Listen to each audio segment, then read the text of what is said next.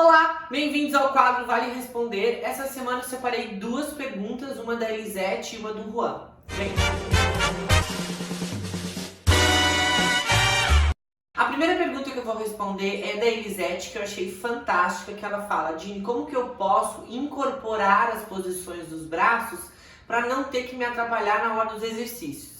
Eu achei essa pergunta bárbara, eu vivo falando na sala de aula, falo em alguns vídeos do canal, mas achei super interessante trazer isso aqui agora, porque é o seguinte, eu falo para os meus alunos uma coisa que eu ouvi da minha professora. Quando eu comecei a fazer balé, era tudo, eu recebi tudo igual, assim, tudo de uma vez.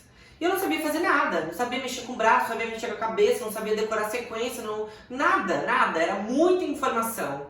E a única coisa que eu conseguia ouvir era só a minha professora me chamando de moleque burro, moleque burro, moleque burro. Bom, o que aconteceu? Eu lembro que uma vez, a gente sentado numa sala de teoria, ela falou assim: Dini, o tempo que você passa no balé é muito menor com relação ao tempo que você passa na vida, fazendo qualquer outra coisa.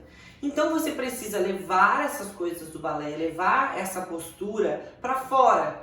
E na época a gente estava falando não só de braços, mas de colocação das pernas, estabilidade do bacia, abdômen.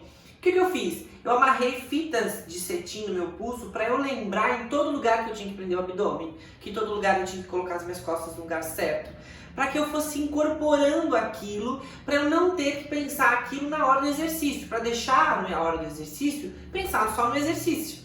E é exatamente isso que tu tem que fazer, Elisete, e todas as outras pessoas que estão assistindo. Você tem que incorporar essa movimentação fora. Tá, mas como?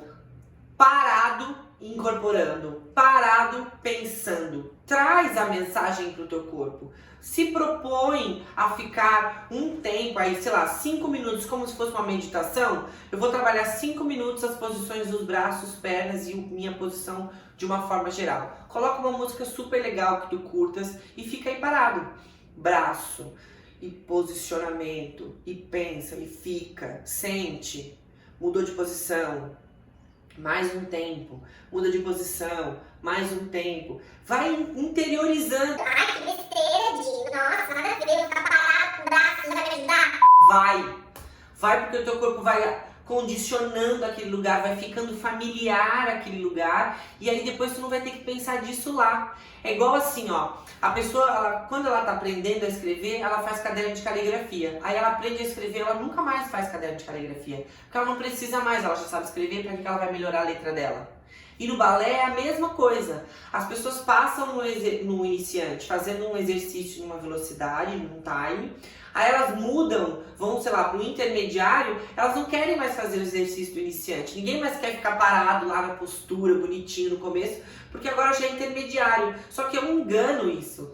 O meu corpo, mesmo sendo um corpo que tem informações, que sabe fazer um monte de outras coisas, precisa desse tempo. Mesmo eu hoje que sei escrever, se eu pegar um caderno de caligrafia, vai aprimorar a minha letra. Aí é uma escolha minha. Eu quero continuar com a letra feia ou eu posso fazer caligrafia para melhorar? Aí é uma escolha tua. Tu quer ter braços bonitos, não quer mais pensar nisso, quer incorporar a postura de uma vez para isso não ser mais um problema? Então volta pro básico, volta para aquele lugar de ficar parado pensando na postura. Se propõe a fazer isso, sei lá, no começo das tuas aulas, no começo dos teus treinos em casa, que eu tenho certeza que vai fazer toda a diferença, porque o teu corpo vai incorporar essas formas. Quando chegar lá na hora do exercício, tu não vai ter que ficar pensando na posição do braço, porque o teu braço já vai saber ficar lá parado, bonitinho. Certo? A próxima pergunta é do Juan e ele fala sobre alongamento. Qual é o melhor momento para fazer alongamento? Se deve fazer alongamento antes, se deve fazer depois? Qual a diferença entre se alongar antes da aula, se alongar depois da aula? O que é certo, o que não é errado? A pergunta é bem complexa e eu vou dar uma explicação meio que genérica para ajudar outras pessoas também. O alongamento é uma coisa. O treino de flexibilidade é outra coisa. Quando você vai treinar a sua flexibilidade, logo a gente entende que você vai aumentar a flexibilidade que você tem, o seu alongamento. Esse treino, ele precisa ter um aquecimento próprio, ele vai romper certas fibras, vai haver microlesões e ele precisa ter um descanso. Esse treino de flexibilidade não tem nada a ver com a aula de balé, não tem que ser antes nem depois. O treino que você faz antes da sua aula, o aquecimento, é um alongamento que você vai fazer antes da sua aula de balé. Esse treino, ele não vai romper fibra, ele não vai ter a pretensão de aumentar nada. Ele é uma preparação do seu corpo para a aula de balé. Aí sim, 15 minutos antes da sua aula, você vai lá, você vai se alongar, você vai puxar seu pé, você vai fazer isso, você vai treinar seu balance, você vai alongar tudo, tananã. E aí, durante a aula, com o corpo aquecido, na hora dos détirés, na hora dos développés, dos grand battements, tu vai pôr força ali para ampliar essa flexibilidade. Mas entenda a diferença. O treino antes da aula é para a aula. O treino de flexibilidade é uma coisa fora parte. Aí durante a pergunta dele, ele ainda fala se eu ainda acho que tenha que ser antes ou depois. Bom, como são coisas diferentes, o antes e depois tanto faz. Uma coisa muito importante com relação ao treino de flexibilidade é que precisa ter um tempo de descanso e você não pode estar cansado para fazer esse treino de flexibilidade. Então eu, Dini, não aconselho você, por exemplo, fazer uma aula inteira de balé cansado, começar um treino de flexibilidade. Você corre risco de, por estar cansado, ir além, confundir aquecimento com fadiga muscular, ir além e se machucar. Então eu não concordo. Então assim, se você faz aula segunda, quarta e sexta de balé, terça e quinta faça um treino de flexibilidade.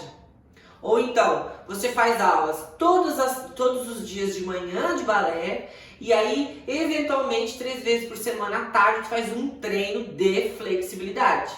E aí, para fechar esse assunto de flexibilidade, que é um negócio complexo, tem ainda o agravante de que cada pessoa, cada corpo reage de uma forma diferente. Então, tem pessoas que têm um desempenho muito melhor com relação à flexibilidade depois de uma aula de balé porque vão estar mais aquecidos e a musculatura responde com melhor facilidade. Tem pessoas que já são flexíveis, que já são molinhas, que pós uma aula de balé, fazer um treino de flexibilidade pode ser lesão na certa.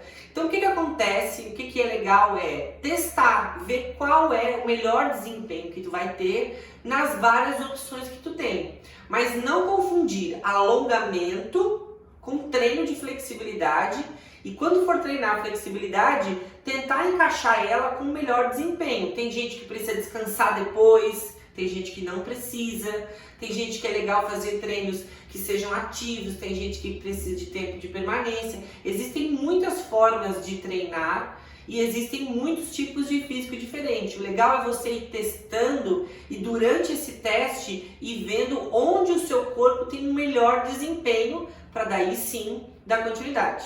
Então é isso, eu espero que essas questões tenham ajudado vocês. Muito obrigada pela audiência, pela paciência. Compartilhe esse vídeo lá nos grupos de balé para ajudar outras pessoas e até semana que vem.